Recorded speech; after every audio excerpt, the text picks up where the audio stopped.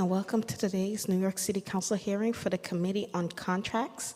At this time, we ask that you silence all electronic devices, and at no time is anyone to approach the dais. If you would like to sign up for in-person testimony, please see one of the Sergeant at Arms. Chair 1, we are ready to begin.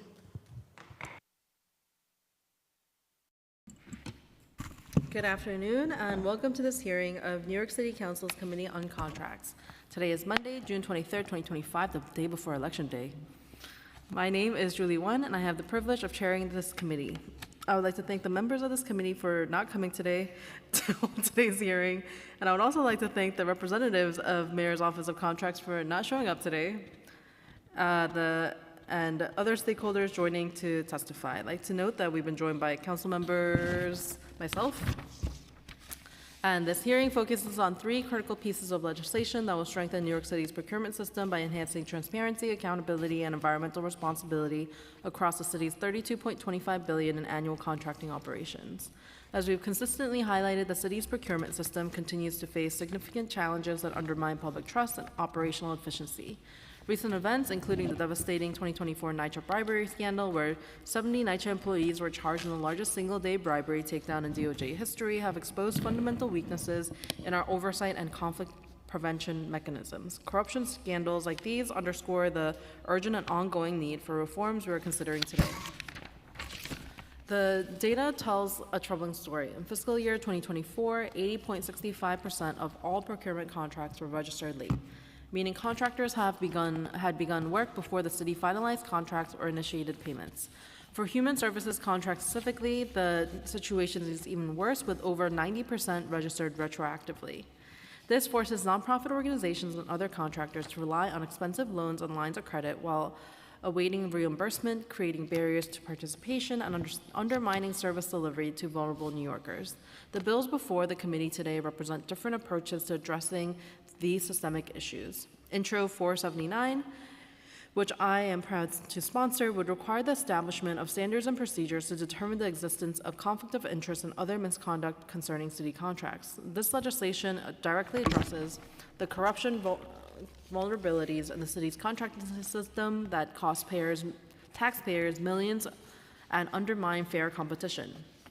Intro number 482, which I am also sponsor of, would establish a comprehensive public procurement database.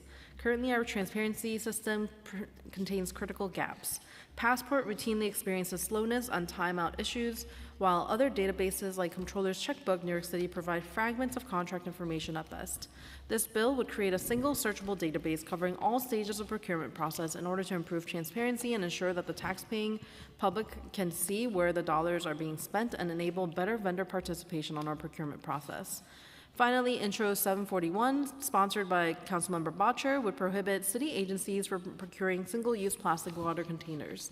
The straightforward sustainability measure addresses some of city's tremendous waste generation issues. The city's purchase of at least 1 million single-use plastic beverage bottles annually, which does not align with our New York City 2050 carbon neutrality goals.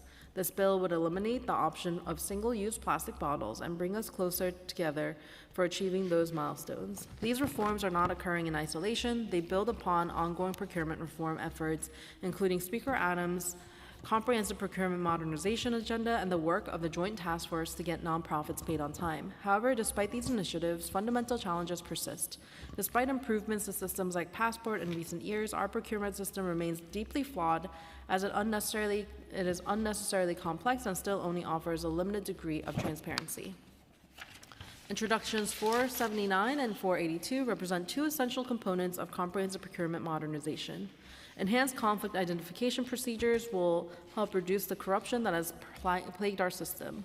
A unified procurement database will enable better public oversight and vendor participation. And Councilmember Bottcher's Intro 741 will align the city's purchasing with our environmental standards and commitments to sustainability. Since the administration has not come, I want to make it clear that we will be fast-tracking a lot of these bills, and we will have a veto-proof majority.